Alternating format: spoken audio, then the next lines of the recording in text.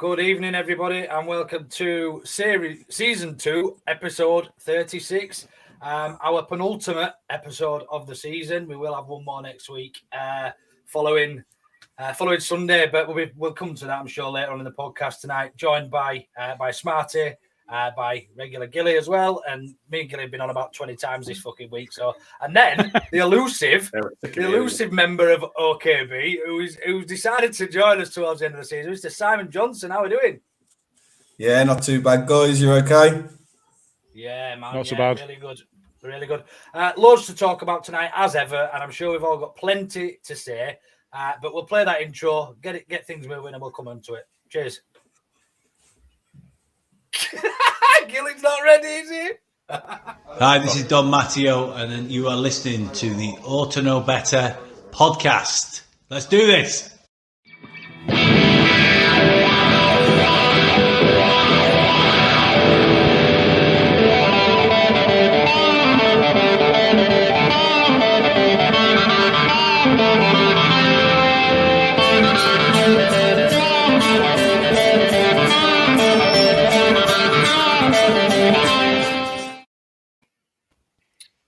Gilly, not on it tonight, mate. I'm not happy. You're hosting, you're supposed to give roles and responsibilities out. Gilly knows. He's the techie. He's the one who controls life. He has us all on the puppet string. Thanks, everybody. First of all, everyone for joining who's going to be watching. And to you three. And Gilly, I'm fed up of seeing you. But yeah, thanks to you all for deciding to join us on, giving up your Tuesday evenings when it's middle of summer, probably nicest day of year. We could be doing all sorts tonight, couldn't we? But we're sat here and we're gonna discuss. Well, it could be positive, I think, but there could be a few negatives thought about. But first things first, Gilly and I have already had our natter about Sunday's game. So I'll give you two guys the opportunity, really. Just to actually I'll start with you, Smart. You were there. You were in that south stand. You were in amongst it. So how did it feel leaving, and how did it feel? So I know it was probably an absolute roller coaster of emotions. So just run me through it. How did it go? Definite semi-final v Derby vibes towards maybe the latter of the second half. 100%. It felt like everything were falling to bits, and it was just like that feeling of pessimism and everything that's just gone wrong. Years before Rads and Bielsa came on board, and then little Gellart came out of nowhere and planted one straight on the on Stroke's head, and that's it. The whole atmosphere in the stadium changed, but before that, it was absolute carnage. I mean, they did put one on Cooper's head before they put one on Stroke's head. Yeah, he did, didn't he? I couldn't believe that. Do you know what? I turned down to Harry, one of the lads I go away, and I just went, it's either going to be an absolute mauling, we're going to dick these, or it's going to be one of them days where we just, and it was like that, wasn't it? Keeper had an absolute belter of a game, didn't he?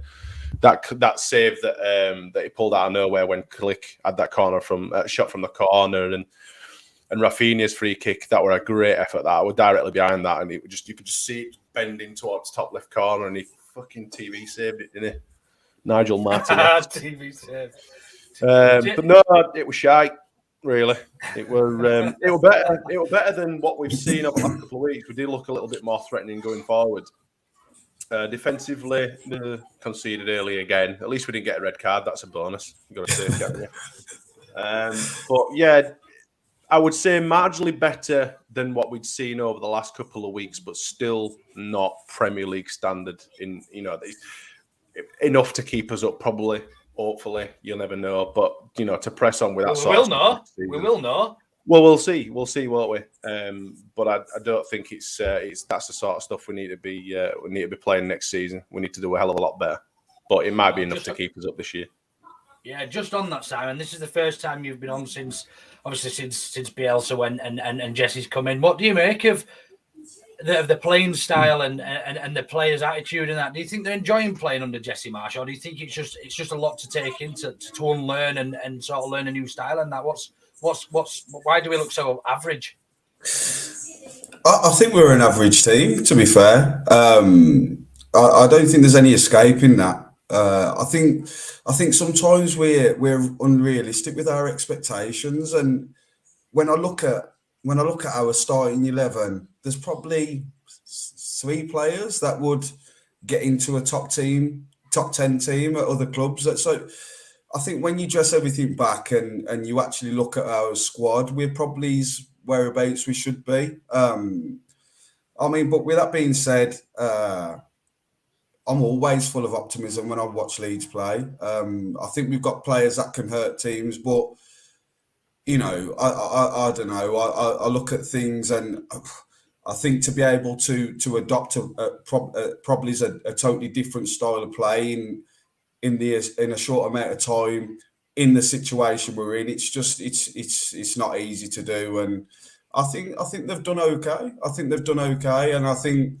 one thing that you can give the lads credit for is the fact that they've got that never die attitude. The amount of late goals we've scored, you know, time will tell on Sunday, but those late goals that we proved to be massive, and for me that tells me that they're playing for the manager. Yeah. Just a point there. Selena just said team were taught a party trick by Bielsa, but now reverting back to the true level. Do you think that's? I mean, you said earlier on, then Simon, that's our level. We're performing at our level as a squad, as a team, and probably where realistically, fairly where we should be in the table. So we obviously, as a fan base, our expectations are based on last season and finishing 9th and having a fucking fantastic season, an absolute miracle season, really. When you look at it, beating City 2-1 away, you know, with 10 men and everything else that went on last season. But do you think we were sort of shot back down to reality? And do you think then that it is potentially the board's fault that we're in this position? Do you know what? Yes and no. I mean, I love Bielsa. Like, I love everything he stands for, but he was just too stubborn for his own good. And you know, I know this would have been a topic of conversation with a lot of people. Sometimes you're not when you're in playing at elite level, and you're going up against the top guys in the world. They're not dummies. So when we first went in the Premier League, when we got back to the sort of promised land, nobody was ready for what he was bringing to the table. Nobody was ready for it. Nobody was expecting Leeds to just go bang, we're going to attack you, we don't care. But then the second season, you get figured out, and you've then got to sort of go, okay, they've sussed us. How can we then go again and probably adopt slightly different tactics? And I don't think he done that. And I think that's been probably the downfall of the season, really, and just being probably a little bit too stubborn. For me, if I can just interject, for me, I agree with what Simon's saying, but obviously there is an element of being found out, as you've said, like, you know, a lot of people have said, but it's about maintaining them levels and then maybe going a step further. You know, so we should have maybe invested in the squad, but for me, we didn't maintain those levels from the get-go. In my opinion, we weren't at the races. We weren't playing the same sort of style of football, whether that be because we were, you know, affected by injuries or whatever. But we weren't from the off the same team we were the previous season. Now, there were never any reports of any sort of issues in training. Apparently, the stats were there, the running stats were higher, everything were looking absolute golden. And then we were given an absolute spanking by Scum first game of season, and it just kind of just meandered into the world of. It set the tone, didn't it? It was just a bit of a pants start to the season. It wasn't great. It wasn't good football. We weren't seeing the nice triangles and progressive play that we used to see under Bielsa. It just wasn't the same. And like you say, it set the precedent then, and then it all just kind of went to rat shit as soon as, like you said, Si, we didn't progress. We started losing players. We lost important players. We lost the spine of the team. Yeah. No Bamford. Just to add to what Simon says there. Just to add what he said, I think if you were to take, I mean, obviously he's played the game a lot higher level than any of us, but to say that he thinks the squad are playing for Jesse is got to be a positive. You know, they are still battling until the 90th minute, and the amount of late. I'd love to know the stats on late goals and equalisers and winners we've had this season, because without them, we'd be absolutely fucking toast. Way off it. In the 90th, the 91st, the 92nd, the 93rd, the 94th, the 95th, and the 96th. About 7 on the Gilly. Yeah. Right. Yeah, So 0, There 6, was a tweet 7. from, Yeah, I that's can't right. remember if it was UFC data or some sort of stats, some stats guy on Twitter. He put it out that we'd done like 6 or 7 90-plus minute equalizers or winners this season. And that's outrageous. that just complements the fitness and that the players have got. You know, we are probably still arguably the fittest team in the league. You know, I mean, they still can run like fuck. But it's just we just I don't know. But what we'll come on to sort of plans and moving on and everything and in a little bit. But based on that performance, then Simon, do you think we've got enough to stay in the league? Do you know what? I've always, and you can trace it back when I was playing up, saying easy 3 points at Arsenal and stuff like that. But I've always thought we'd do it. It's probably a little bit closer than I would have liked at this point, but I can't see Burnley. I can't see Burnley picking up the points, and Everton have got work to do. Everton have really got work to do. So, and given what I've seen in their last game with the sendings off, it's not going to be easy. And football's a funny old game. We've seen it. This season's been crazy, right from the Premier League down to the sort of basement league, and anything can happen. But I'm quietly confident. I don't know if that's just because this is the team I follow, but I don't know. Yeah. I've just never thought we'd get relegated, and I still feel the same. So just on that comment there, then we should have been safe by now, but Marsh had been tying the players' hands behind the back. So, do you think that the balance has gone too far the other way? We needed to change it so that we weren't getting battered week in, week out. Has it gone too far the other way? In as much as we've tightened up, but then we've lost a lot of or too much of what we had going forward. I don't know. This is something. It's hard to answer that, Gilly. To be fair, because I would love to see the sort of stats in terms of chances created or real sort of big moments in the opposition's final third. Because I look at the game against Brighton the other day, and I feel we should have won that game comfortably. Obviously, It's interesting you say that because I said same, and Luke said, "Nah, not comfortably, not at all." I didn't feel comfortable at all at any point in that game. Yeah, listen. Feeling comfortable is a bit different. Yeah, I think when we go one down, it's a total different proposition then, because you've got no choice but to push bodies forward, and so you're gonna give chances and concede chances. But I thought we was loads better than them. I don't know if that's because I've got me blinkers on or what, but I just thought it was a better team. I thought we started well.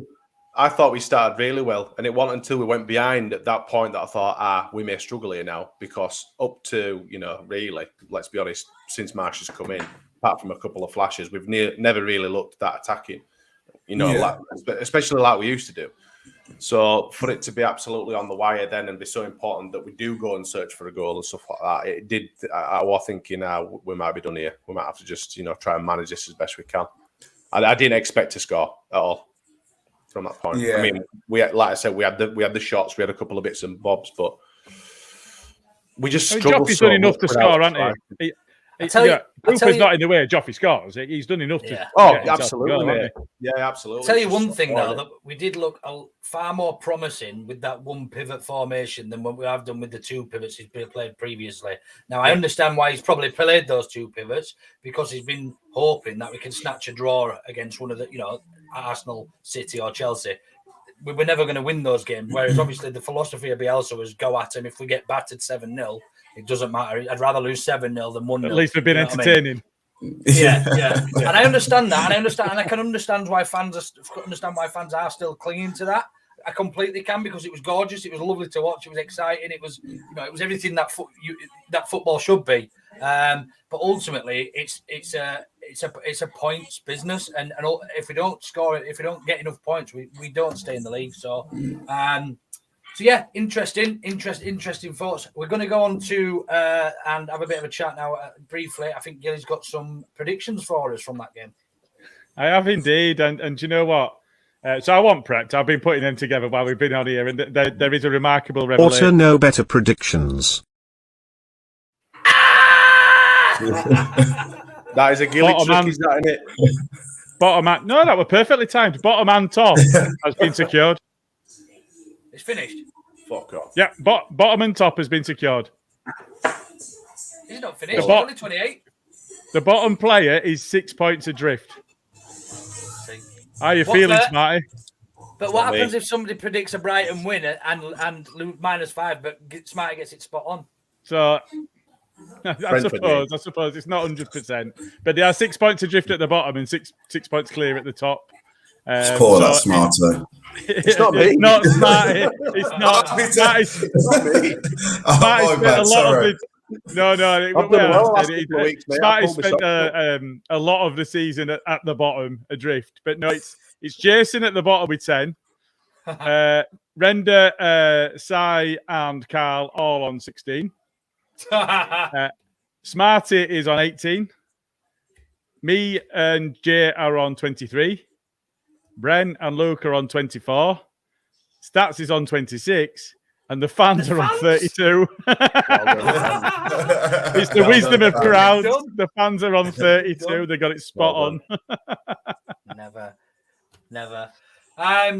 Yeah, I mean, hopefully the fans go for a Brighton win this week, and then I just saw fly up the fucking top, back post, strike header. That's what I want to see. Can't go for a Brighton win, mate. Yeah, I'm not gonna... unless you're going in a time machine. Sorry, not Brighton, Brentford. I Literally said it twice. What you lie. Right then, let's go on to the Twitter poll results. Come at me, Smarty. Hello. Well, I'm not in charge of the videos. I'm just in charge of the comments. I'm keeping a low profile this week. So for tonight's main subject for the pod, we have inspirational quotes, great or cringy. Do we sack the board? Question mark. Even if we stay up, is that the last time we see Phillips? And does Marsh stay or go in the summer? And with a unanimous vote with 40%, it's squad and board overhaul. So, do we sack the board? And do we overhaul the team? I think it's kind of going to run into each other. But firstly, do we sack the board, Luke? Should we get rid of them all? Bearing in mind that Victor Orta is not on the board, by the way. No, I think... So you can include him as well, if you like. I think we're probably going to be in for some wholesale changes in the summer anyway, regardless of what happens. We're going to see. I think if we stay up, I think the board will have learned the lesson and invest quite a bit more money this season, because I don't think they want to be in a similar position next season should we stay up. No. Do I think this board will be in charge come the start of next season? I think that much very much depends as well on where we finish the season. I think if we're relegated, I think Rads has no option but to stay in charge. Whereas if we manage to stay up by the skin of his teeth, I think he'll exercise that option to flog the club if 49ers are interested. Yeah. Should we sack them? I've said this. I've repeated it a number of times. Look, they've made a lot of errors this season, but without their investment and without their support, sort of the 3 years and getting Bielsa in, we wouldn't be back in the Premier League realistically. We would still be stuck with, Celinio type people or fucking, people like Chansiri at Chef Wednesday, who's, your Derby guy, your Mel Morris. There's some real crooks in that championship in the AFL.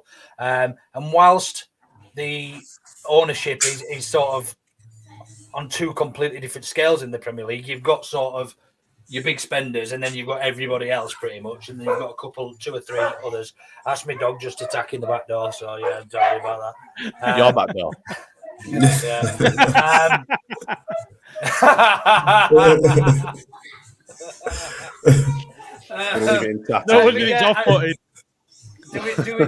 Do we sack them? I don't think. If we get relegated, I don't think we'll have an alternative. If we stay up, I think he'll sell up anyway. So I think either way we'll be without the same board next season in some shape or form. Yeah. The board are Rads, Kinnear, Parag, Martha. I think quite a few of us know about Pete Lowry. I think off the top of my head. There's a couple that I had to find out who they were. Massimo. Off the top of your head while you're looking down at the page. No, it's the two. I've got the two down here. Massimo Marinelli and Sandro Menucci. I don't know. I don't even know what them two are. I don't even know who they are. So can't really comment on it. But as far as say we do stay up or go down this season, with regards to recruitment, then do we need to shake up our director of football by any chance? And we need to be very careful, obviously, what we say because of that. This guy on the top of the corner here. we do name our podcast after the guy. Simon, do we need to have a look at changing that sort of position in the club? I'm going to be totally honest. I've never focused too much with those people at that level at a football club. It's maybe something that I should have done over the years. But I mean, listen, I think one thing I would say is sometimes football fans can be a little bit fickle without sounding too sort of or talking out of term too much. You've got to remember what these guys have done to get us where we are, and I think sometimes it's all too easy to forget that.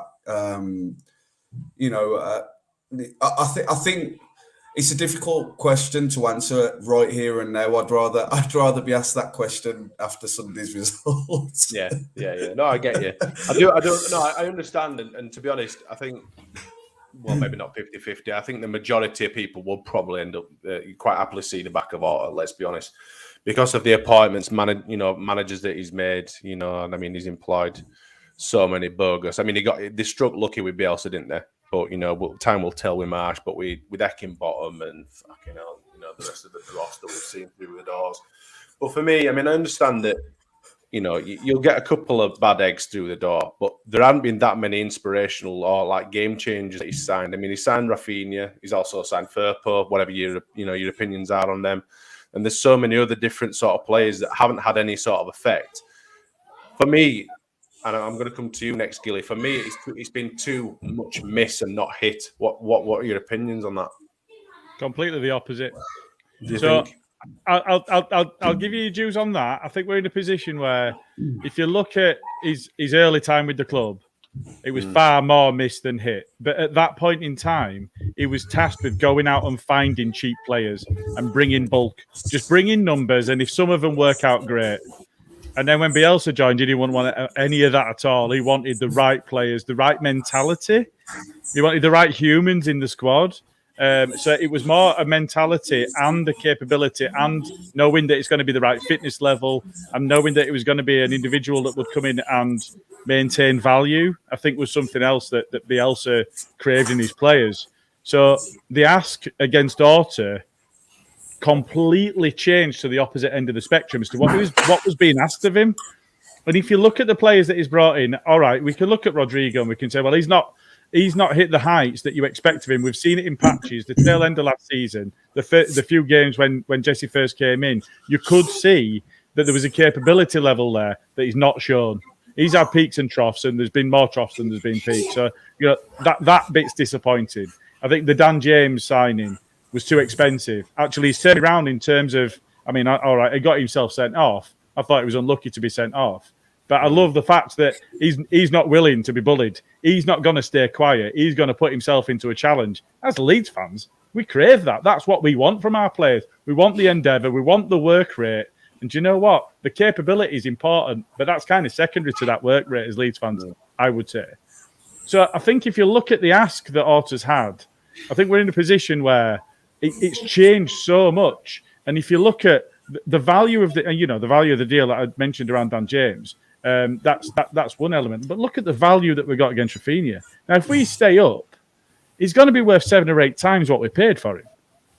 So I think we're in a position where he's done a decent job. Yes, all right, some misses, some hits. And we've been in a position where Wassim Boy and Dibok and so on linked with the club for such a long time. We're put on the wrong contracts, and then there were the wrong individuals right from the outset.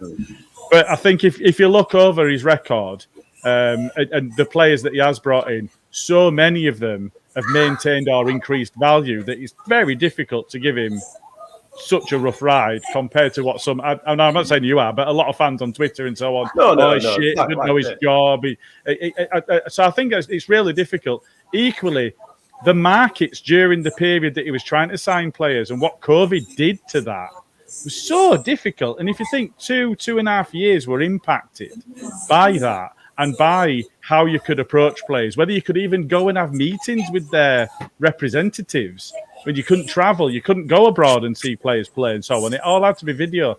I think he's done against the backdrop of a difficult scenario and a difficult manager to work with. You know, for all his brilliance, we know that because he was so particular and he was so meticulous that I think that he's done a decent job with all of that context. I think just to touch on a couple of things that you mentioned before around the board of directors, I think so. Marinelli is a leader in the ASA company, the ASA Holdings company. So I think if Rads goes, he goes, and if Rads stays, he stays. Lowy, I think, has been a Leeds fan all his life. Not the Aussie guy. That's the Westfield company. It's a bit. He's based over there. I don't hear great stuff about him. But I think he's invested in 49, isn't he? And then Massimo, but not that Massimo. Not time to go, Massimo. So I think those ones are kind of, I would say, fringe. You know, they're not controlling shareholders now. They're not going to be controlling shareholders in the future. It's going to be, I mean, to my mind, it's going to be Rads or it's going to be 49ers. Now, the question that you asked, should we sack the board? I don't think we've got that opportunity.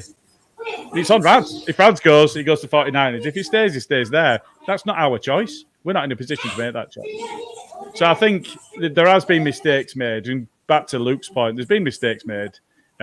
We could see that we were crying out for a 10. We were crying out for a dynamic 8. And do you know what? If we sign Coutinho at the point at which Aston Villa did, we're in their position and they're probably in ours.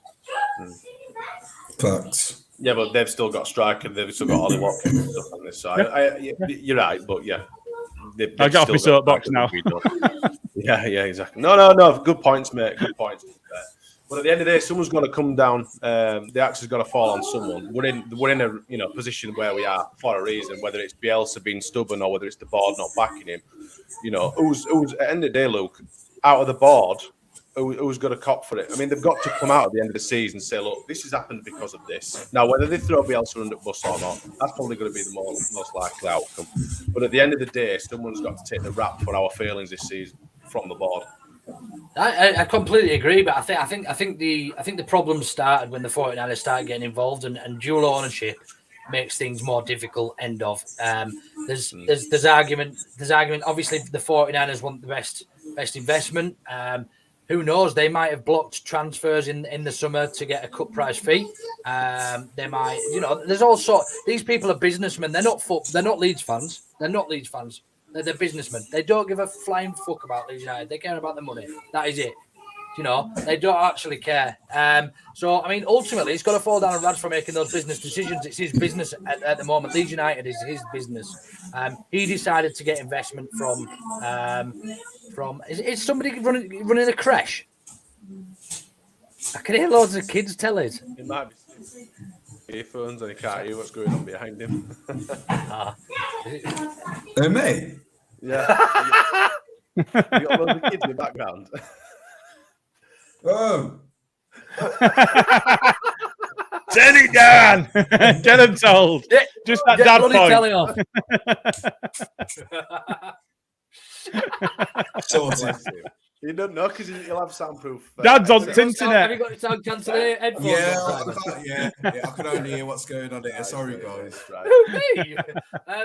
No, just started. I didn't know if they were watching like I don't know, some kids programs or something. But anyway, I thought to be fair, I just thought you were battling through it. I just want on the poll. Just one more thing. What came in second place? What does Marsh go or does he stay next season? Just quickly, what do you think? He stays regardless for me. Yeah, Gilly. They can't afford to sack him. They're giving him a 3.5-year deal. They're not going to sack him in close season. No. And to be fair, I don't think they've given him an opportunity to succeed, have they? No, they haven't really, have they? Let's be honest. Simon? Yeah, I quite like him. I love his interviews. He's quite a passionate dude, which is something that I can really get on with. I would definitely keep him, yeah. I agree. I think I have said a little bit about him, you know, over the last couple of pods or whatever, and you know, I've been quite vocal about it. But I've always said that he deserves to be given the opportunity properly. whether it be in Championship or whether it be in Premier League next season. But time will tell. I still might edge my bets and say he'll be sacked by Christmas, but we'll see, won't we? But, he won't be playing the same brand of football if next season, because he'll be. Do you know what I mean? He can't, can he? He can't. No, because if he does, then we are absolutely, destination fucked.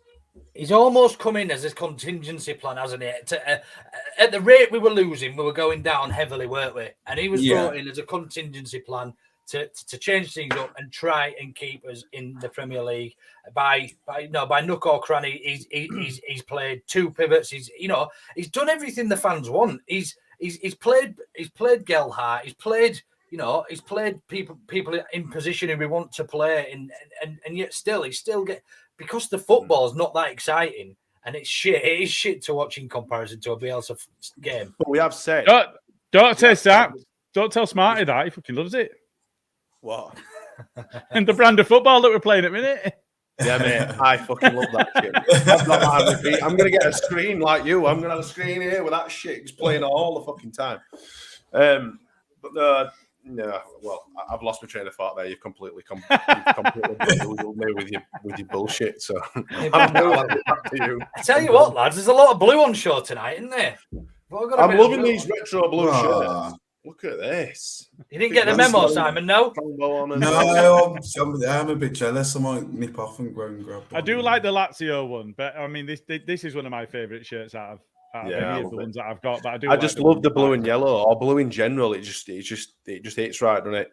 And do you know what? I said it at weekend. It really, really, really fucks me off that Chelsea have got a more Leeds kit than Leeds have got. It really pisses me off, that blue and yellow one. Yeah, that's what kicked us out of the conversation. They have as well. No. It's annoying. Yeah, that's Paul done.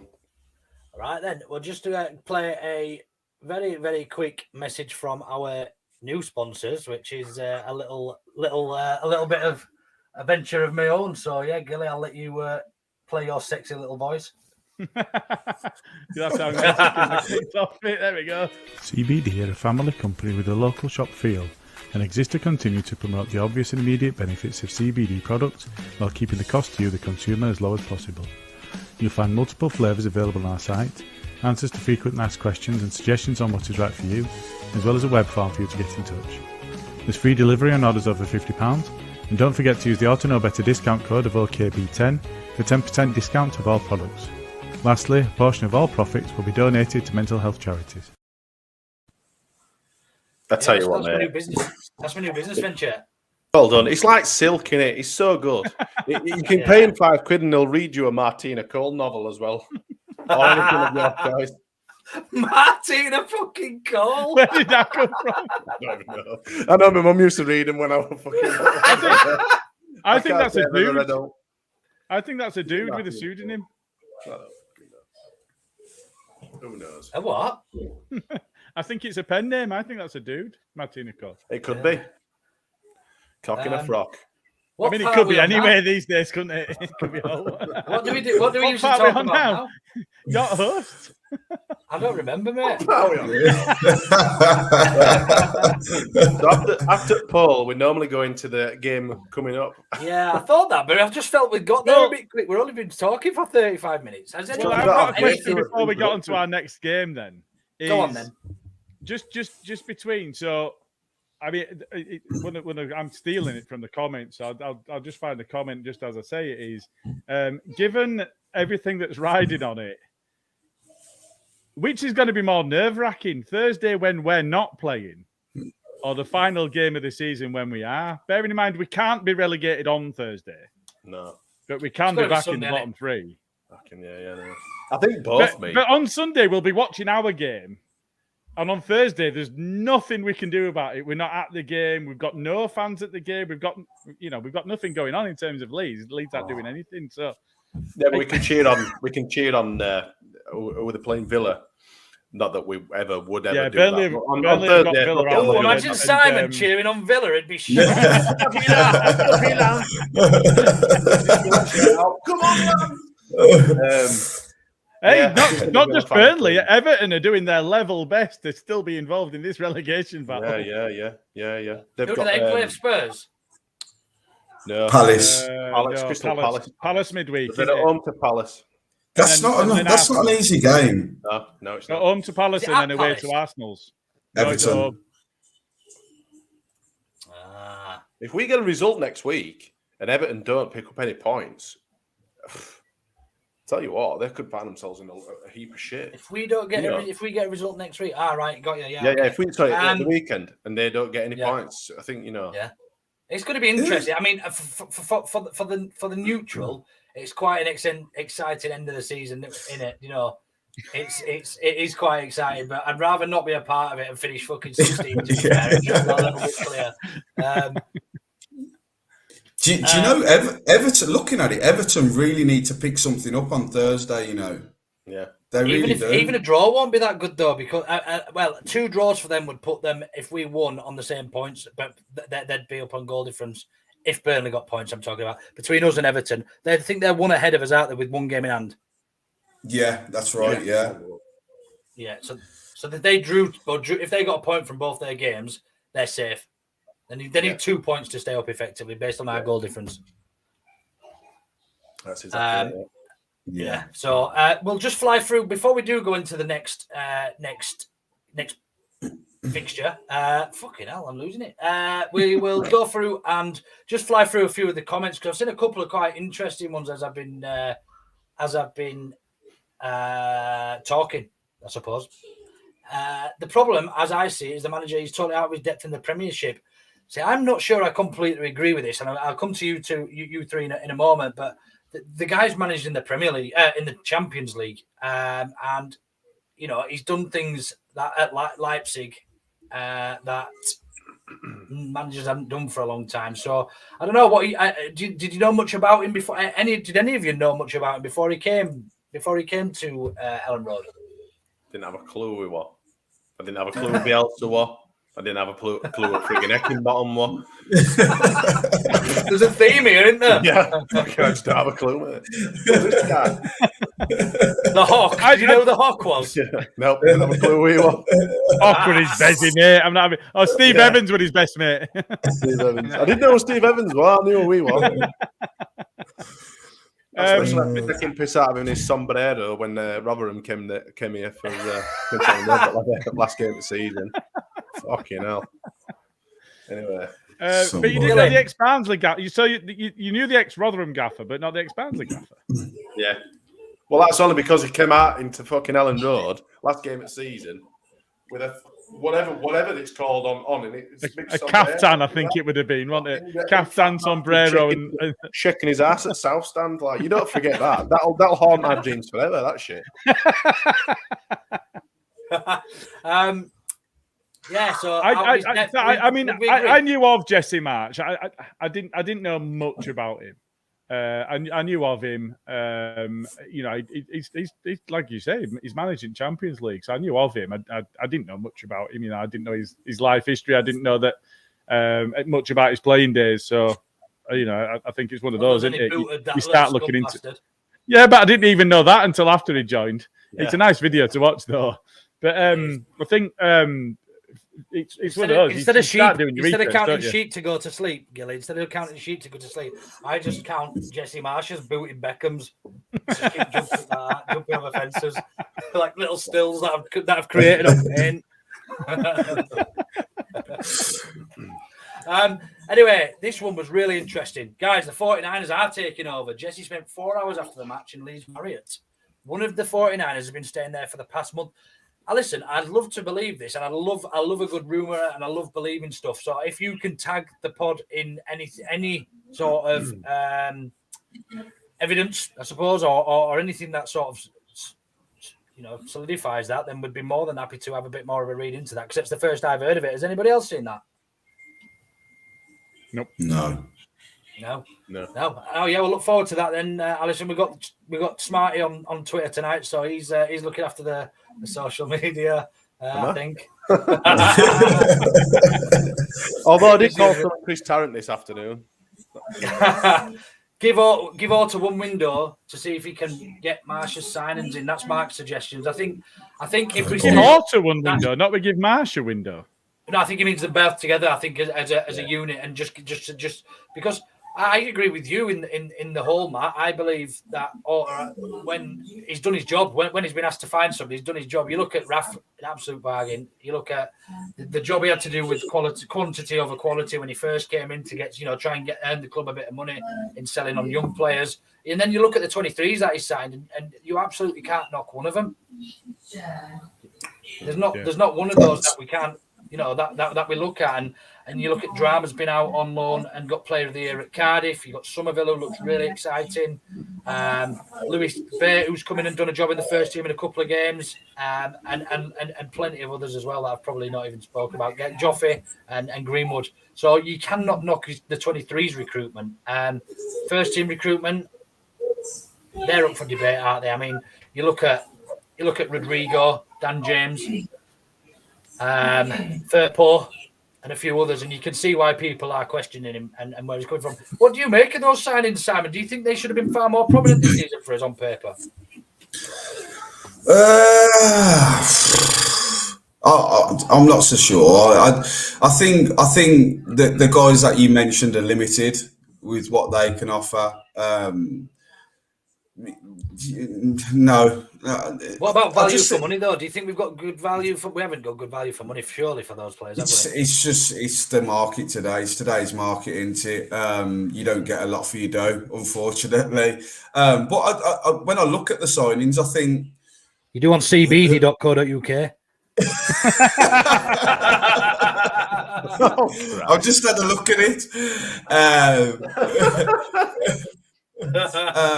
But I don't think you get great value for your dough these days. And when I look at the likes of Dan James and you Rodri, what better could we have got, really?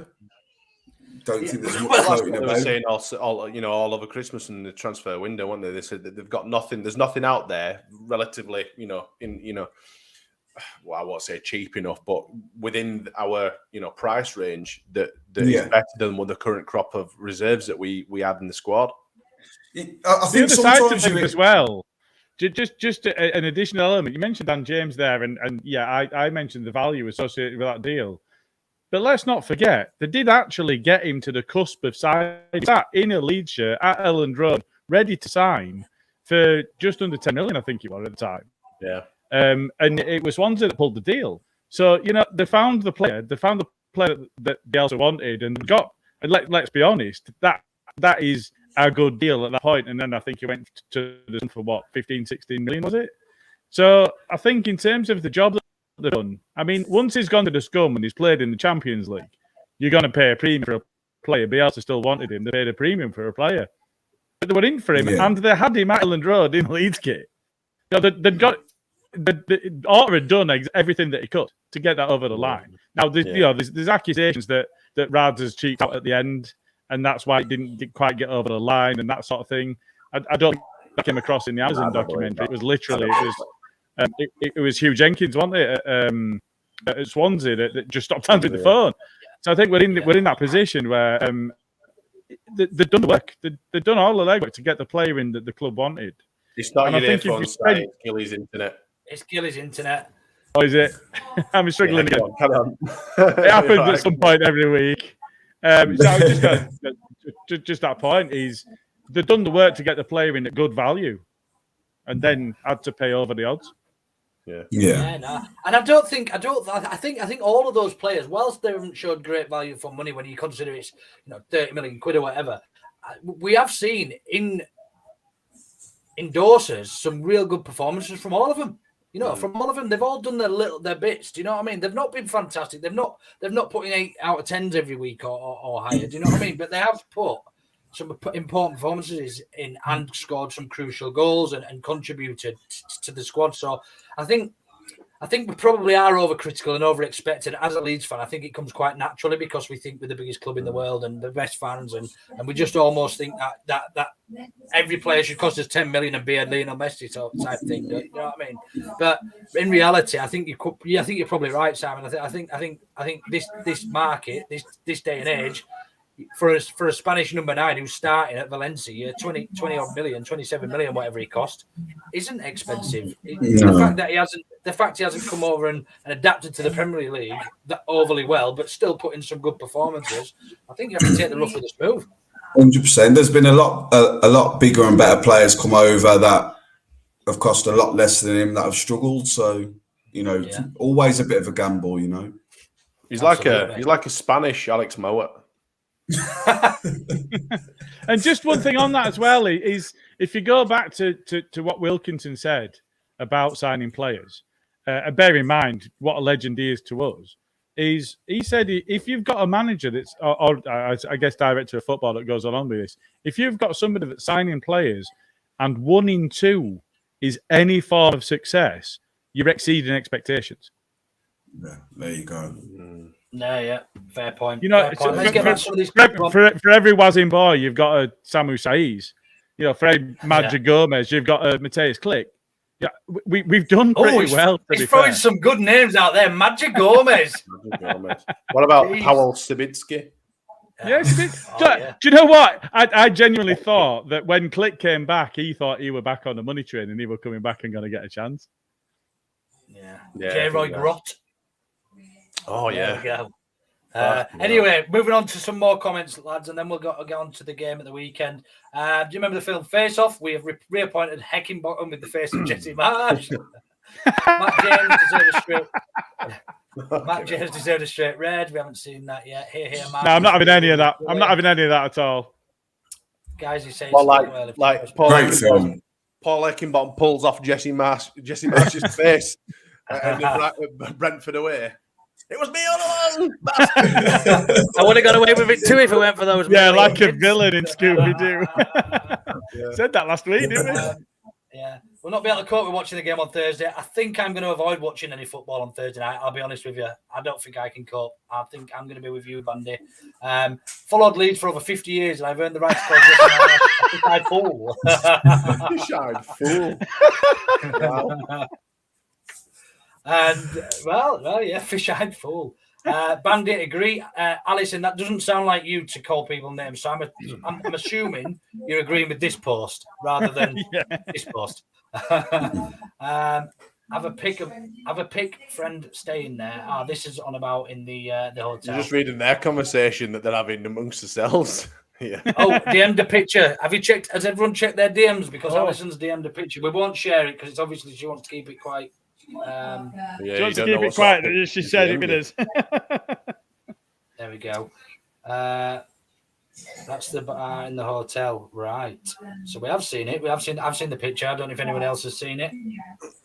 Oh yeah. Don't know who the guys he's with are, but one's in a Leeds shirt and one's got his back to us. So look, I'm sure time will tell. There's going to be rumours. There's going to be speculation floating around the club. Obviously now, there's obviously a lot of frustration, a lot of anger, a lot of needle, shall we say, floating around at the minute. So it takes us on, I think, to Brentford. We've spoken about the teams Thursday, regardless of what happens on Thursday. Go on, sorry, just before we do get onto Brentford, our game of the season, I want to ask Simon what it's like to be preparing, because obviously you've been in exactly this situation.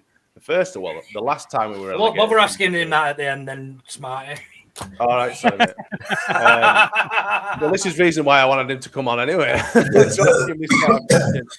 Obviously, you've had it firsthand, being a Leeds United player in that sort of situation. How do you prepare for that sort of fight at the last game of the season, knowing that your Premier League career is on the line?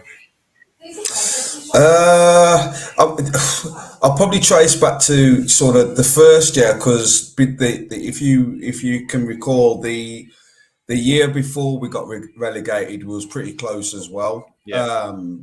So that year, everything seemed a little bit more relaxed. I don't know if everybody just had full sort of belief in the squad, or I'm not sure what it was, but the actual year where we got relegated,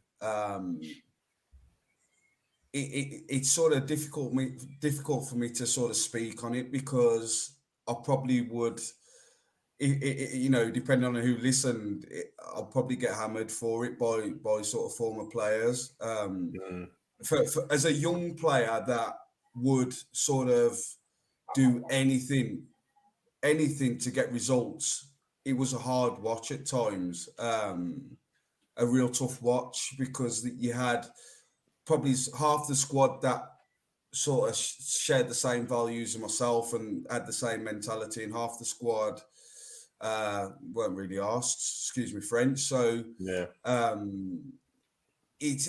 mean, for the ones that you could tell genuinely cared, it was tough, and you need all the backing and support you can get.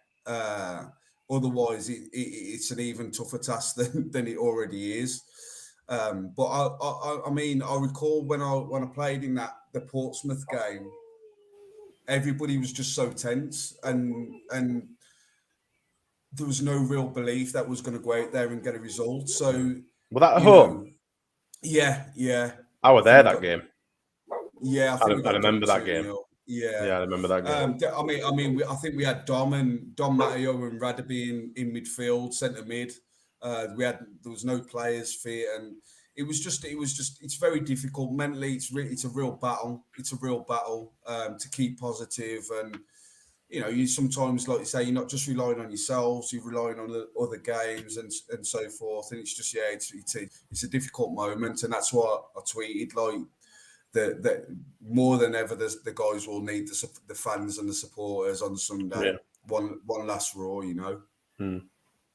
I think there's been some comments that I've seen that I've been surprised at. More on Facebook than Twitter, to be fair, which is never look at that shit, a good place to be. But a lot of criticism of fans for backing the players based on the fact that the performances have been poor. And you're thinking, what sort of shit are you talking about? Aren't we there to support our players, come what may? Isn't that what it's all about? Together, side before self, and exactly. Aren't we there? Forever and ever will follow our team, So there's been a lot of shit, and I think somebody's mentioned about the immaturity of some of our fans. And to be fair, I'm I'm agreeing with something that Moore said, and I'm reflecting on the last podcast that we had where Moore just ripped apart everything to do with the club. But at the same time, it is that don't have a go at people for supporting the club that they've supported all their life. Mm-hmm. Yeah, no, and it goes back to the conversations we've had earlier on in the season when things weren't going so great around social media and it being a breeding ground for negativity and it gives people an opinion that wouldn't have been had before unless you'd been to watch the game live. Everybody can watch the game now on their dodgy boxes and streaming and then they can jump straight on Twitter and they can voice their concerns immediately while they're angry, while they're upset, and it just never happened like that before. So people used to go to the pub and used to argue or talk about it, have a few pints and fuck off home and it'd be forgotten about. But now it's just an echo chamber for negativity all week, and it just builds and it just snowballs, and it doesn't help anybody. More, I'm very pleased to agree with you tonight, because I don't know if you were drunk the other day, but some of the stuff you were saying was probably wrong, shall we say.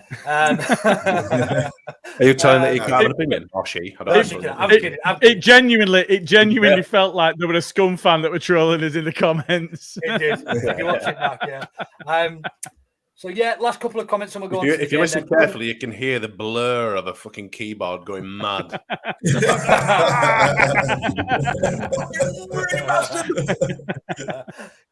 Now, what about this one then? Pontus Jansson, how's he going to get? Come on. I mean, let's be honest. Every big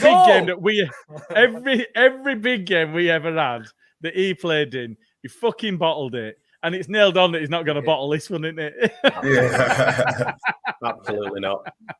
Yeah, I won't be surprised if he scores a header or something. I think I've just been threatened. Oh, careful! Told you I could hear a keyboard going. And then Jay's managed to get his phone off the worktop. He's just got a peg up from one of his mates next door. Imagine if we'd followed that logic in half the games this season, where we've had to come from behind, for fuck's sake. Yeah, fair point. Right then, let's get on to the last part of the pod this week. I've got some very bad news, I'm afraid. Liverpool have gone in front. Yeah. I don't give a fuck about top end at table, mate. It's more interesting down the bottom, in it. Let's be honest. But just on that Pontus Jansson, then Brentford away, lads. We go into that. I believe needing a minimum of a point. I think Burnley will get a point at either. Arsenal. Who do they play first? Villa and then Villa first. Villa and Newcastle. Sorry, Newcastle. yeah. Villa and Newcastle. I think they'll get a point from one of those two games, and that will put them equal on points with us and sending us down on points difference. I believe they'll get a point. I think we need to go to Brentford and get the minimum of a point. What about you guys? Do you think we have to play to win? Bear Do in we have to mind, not get beat? So Newcastle beat Arsenal last night, and quite comfortably, to be fair. They did. So Newcastle are in a bit of form. Our problem is Brentford are in a lot of form.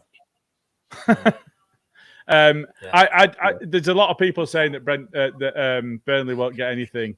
So they got beat off Villa at home 3-0. 3-0. And now they've got to go to Villa's last game of season at home, away at Villa Park, Villa's last home game of the season, and try and get something, having been beat 3-0 at home. It's a tough ask. And then go away to Newcastle. At home to Newcastle. No, sorry, it's at home to Newcastle. I don't know. I can see them getting potentially a point if Newcastle are on holiday by the time that rolls around. I don't see them getting anything at Villa, based on the fact that they've just been beat 3-0 off them at home. Going away to Villa Park, I don't see them getting anything. But So are you with the belief that Burnley don't pick up another point? No, that's what I was saying. I think if Newcastle aren't beached by the time they play them, they might get a point there. I can't see them scoring enough goals to be clear enough. So I think they get one more point, meaning that we need at least a point. Yeah, I think that's about right as well. Like you too. I don't think Burnley pick up any more. I think it's done and dusted, lads. Fucking hell, I hope you're right. I hope you're right. Do you know what? I can't see them getting anything at Villa on Thursday. And after watching Newcastle versus Arsenal yesterday, I think I said it to you, Luke, a couple of weeks ago. When you were in that sort of mid-table zone and you, excuse my French, got fuck all to play for, it's so relaxed and you just play with such a freedom, like the game becomes easy. And I think that's what you saw when they played Arsenal. Tell you what, Si, you played for Leeds. You can fucking swear if you want. It's fine. So I can't see. And looking at it, I'm not sure about the Everton Palace game, but if Everton don't pick anything up on Thursday, well, I think I think Everton and Burnley finish below us. I think we beat Brentford. I think both of them finish below us. I've got a point to make on that Mars just made there is we'll win. I don't think Brentford will be as up for it as us and they struggle to beat 10-man Everton. I think that is bang wrong. I think that if you ask Thomas Frank which game he wants to win all season, he says Leeds. Based on what happened when we got promoted. He would love to send us down. He'd love to send us down. Absolutely. Based on what happened when we got promoted and the mind the gap Thomas Frank and all of that shit that we loved, he will really enjoy putting us down. Yeah. He really will. So I think they'll be bang up for that game. I really do. Smarty. I disregarding Everton. I think I agree with Simon to a degree. I think it could be done and dusted. I don't see Burnley getting another point. If they were to get something, I think they probably might get a point against Newcastle.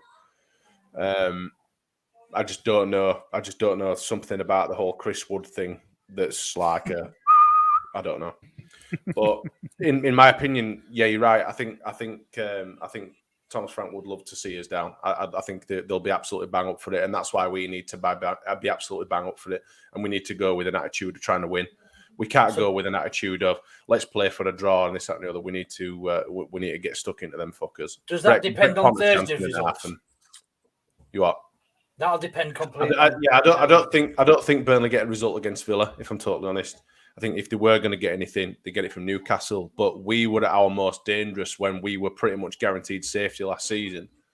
like Simon said, you know, and we were playing free-flowing football. They've got a couple of players back. You know, Newcastle, I don't think there is such a thing as on the beach, to be honest. I don't agree with that. You go out, you do your job, you enjoy your football when you've got nothing to be afraid of. So yeah, somebody just mentioned there, the Newcastle players will be playing for a shirt next season because they're going to bring in, you know, they're going to be bringing in a lot of talent. I should imagine. Imagine them signing Raf and having Raf and Sant Maximan on the wings. Don't want to. I really don't imagine want playing against that. Imagine being a fullback and playing against that. Just to your point, Marty, where he's saying that you don't see Burnley getting out. He's lost the last two, but before that, well, I think you said no for the rest of the season, didn't you? Or was that just Thursday? I'd like to think no. I don't see him getting anything against Villa. I'm not too sure about Newcastle. I don't know. Because if you look at their form, they've won 2, drawn 1, lost 2 out of the last 5. And none of us saw them going 3 unbeaten, winning 2 of them. There's pressure. There's a lot of pressure now. The pressure's on them, innit? You know, there is a lot of pressure there. They've got to get a result, and they have to get a result out of the next 2 fixtures. They have to, otherwise we go. Bandy said it though. They've been there before, and a lot of their players have been there before. Yeah, but that was under Daesh. That was under Daesh, though. Yeah. Do they still have it? They've not got me, and they've got a couple of their strong players missing. Tarkowski's still out, isn't he? Everton at same. Everton, you know, really, they are in a free roll. Yeah, they've got to go and get a result, ideally, out of one of these. Palace is a tough game, man. Palace can, you can know they beat anybody on their day. It's a tough fixture. It's a shame it's not at Selhurst, though, isn't it? It's a shame it's not at home. But like I say, but if they go to Arsenal, the last game of the season, having to get something. And Arsenal are going to be hungry because they're hoping that Tottenham, you know, top 4, throw a wobble. It's going to be exciting. It's going to be exciting. That is it. That no matter what, it's going to be exciting. So you asked about the results and who they'd got them against, Luke. Beat Watford away, beat Wolves at home, beat Southampton at home, but drew with West Ham away. Right. Okay. Okay. I still don't think they've got enough. I think they will scrape a shitty lucky point in one of the 2 games, and it'll be a shitty one. Everton or Burnley, sorry. I think Burnley. I think Everton will probably be safe, and I think it's between. Yeah, I think they will.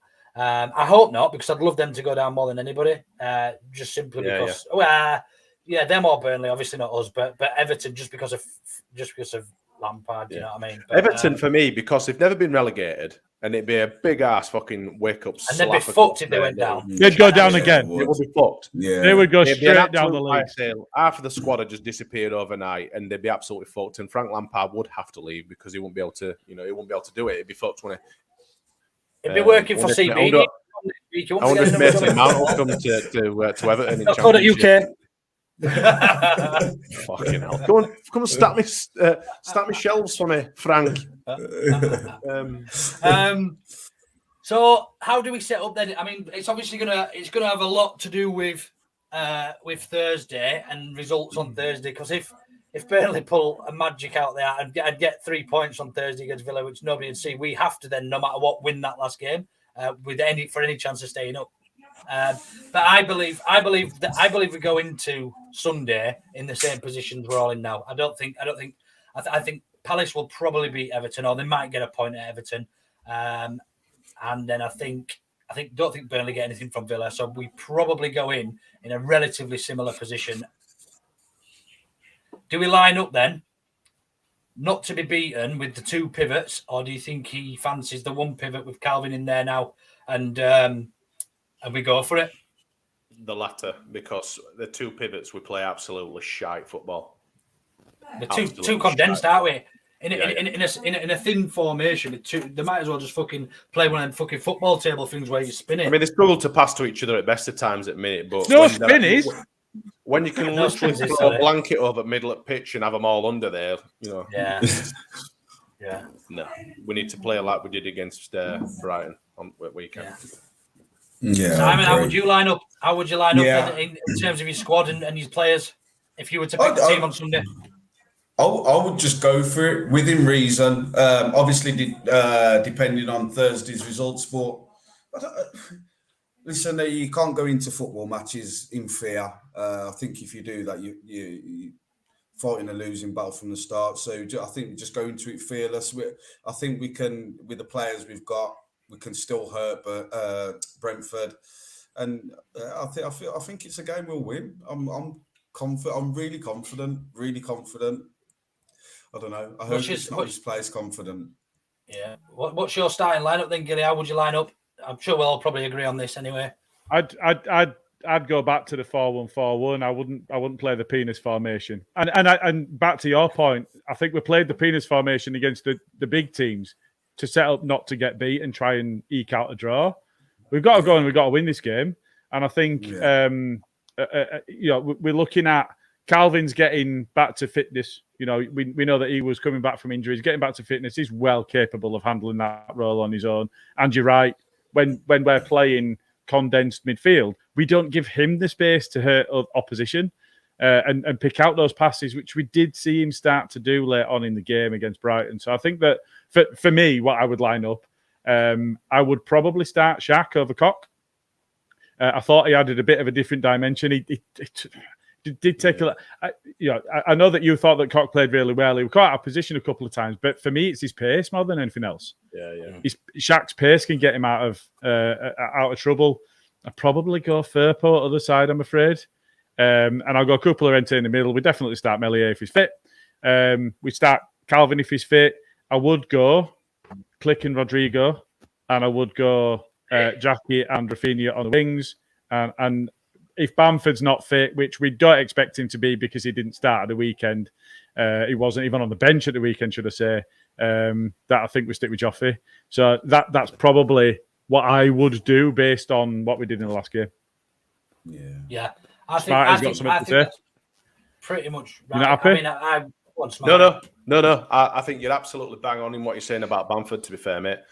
For me, a half-fit Patrick Bamford starts, even if it's just for 40 minutes.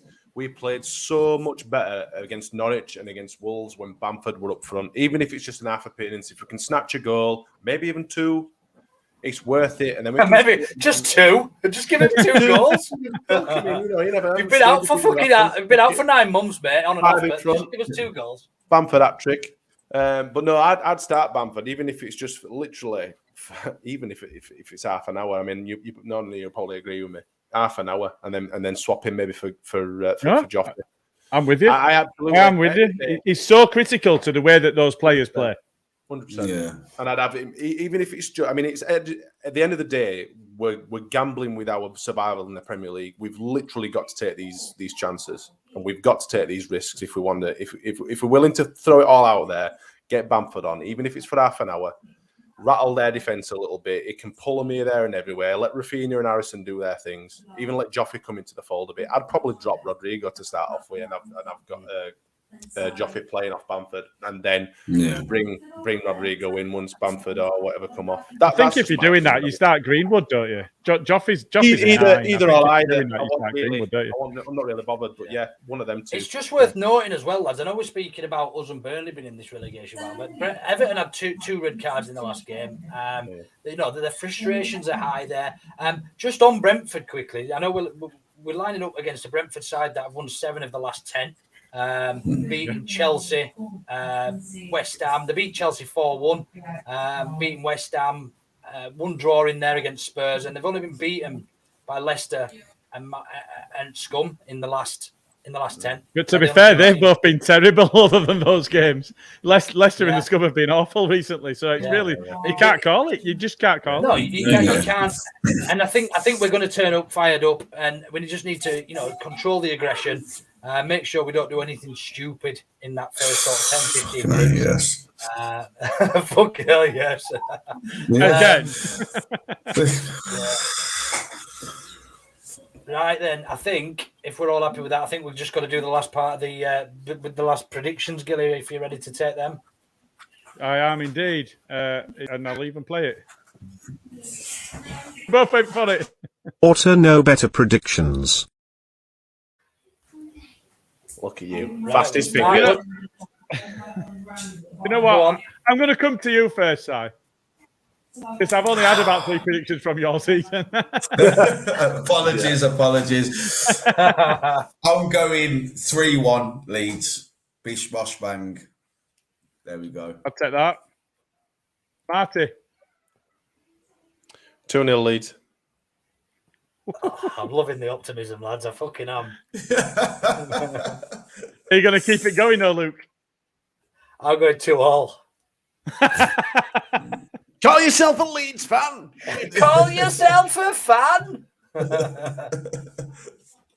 Well, I'm going Leeds win. I'm going 2-1. 2-1. 2-1.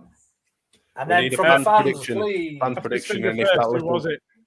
Oh, Jay's got his in little dwarf there, little half man, half flump. 3-1. Mark Rollinson 1-1. The fans 1-1, so I cannot now finish top because I've gone for a draw, the same as the fans. Mark Rollinson with a 1-1. But 1-1 to Leeds. Right, so 1-0 to Leeds. No, I was going to say no. Well, that's it then. If that's what we're taking, then the fans have won the league because they can't get a -5. So even stats can't overtake them from second place. Congrats. Well done, fans. That was a shrewd move by Mark Rollinson. Yeah. He knew what he was up to. They probably have little fan zone meetings saying, right, tonight, what By the way, we don't back against Leeds. By the way, whoever wins the league has to buy everyone else a pint. So you might as well start up on me and get all these guys flicking some coin in there. I've got them all written down, all the ones that are predicted. We'll get together and just we'll just fire out a Weatherspoon's table number and get a load of portion of peas and shit like that sent to. Some of these some of these last comments, lads, and we'll call it a night. Very good.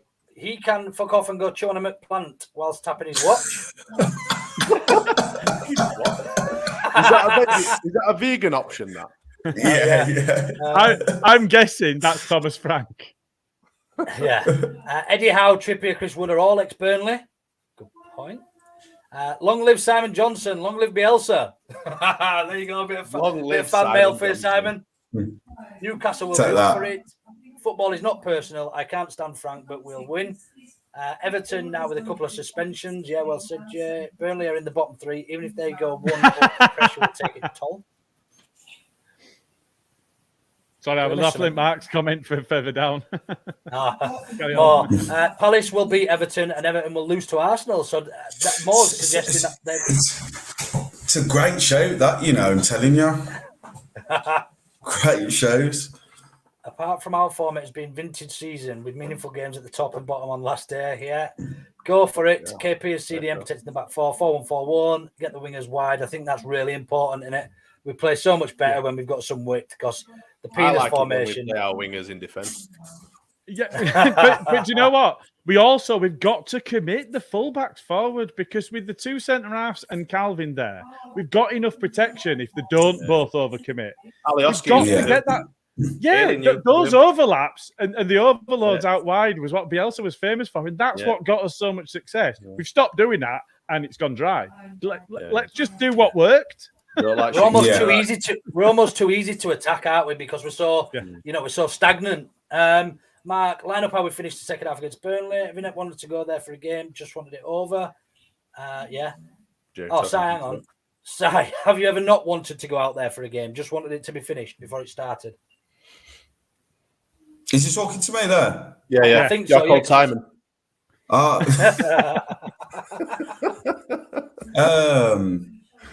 right, I'll answer it as Simon if you want. It was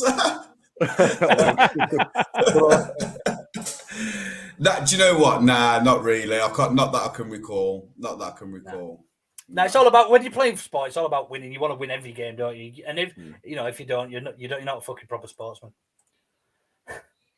Our young players have no fear. I honestly see us winning. Not liking that. Who is for Brentford the game then? Who's there? Nobody got a ticket apart from 1,700. And I think we've got 1,000 away season ticket holders. So pretty much nobody's going apart from away season ticket holders and everything. But yeah, because they've only got five fans themselves. Yeah, I've entered a couple of competitions though today on Twitter to sit in the Brentford end. If you get 4 tickets, if you win. So that should be fun. But I'm still undecided as to whether I'm going to go down there or we're going to make a big day of it around Leeds. And Big Lou wanted to meet up with you. Oh, did he? Yeah, I might go down. I don't know yet. We must start with 2 centre forwards, please. Ooh, 2 centre forwards, please. That's a new one this season, isn't it? In the penis formation that he plays, they do have the 2 up front, two just in front of 2 CDMs, don't they? So is that for girth? Yeah. The extra girth. Cock over Llorente. That's interesting. I thought Llorente was good the other night, especially that ball he sprayed out to Gajoffi. You know, that's composure. That 93rd minute of the game, 92nd minute, could have smashed it straight over the bar.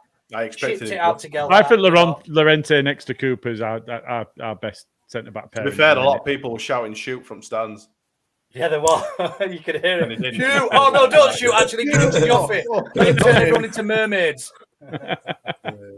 Jay, this time next week it will be. We will know our fate. So yeah, the show next week, next Tuesday, we'll either be sat here as a Premier League podcast or a Championship podcast, which should be interesting. Do you know what? At the end of the month, I'm off to Valencia to watch Castellon to thank Pablo for getting us promoted. By that fucking point, it might have all been undone. Brilliant. There was no point, Pablo. I might as well not bother coming now. I would not dare predict the score on this one, thank God.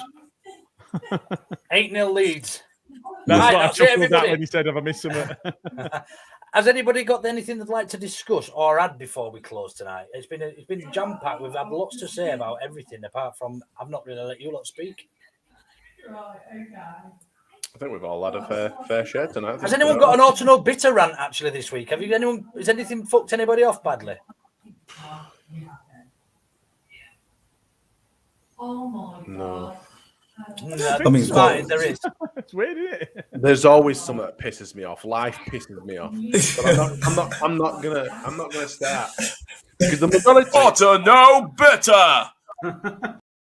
There we go. Come on, man, get it out there. You just fucking triggered me, haven't you? No, to be fair, most of it's just life shit that's fucking taking piss out of me at the minute. The kids, I fucking hate them. The car. I might as well have two missuses because of that fucking demanding. In fact, I do have one. I do have one. Well, mate, you know what? Arthur can get it fucking bin.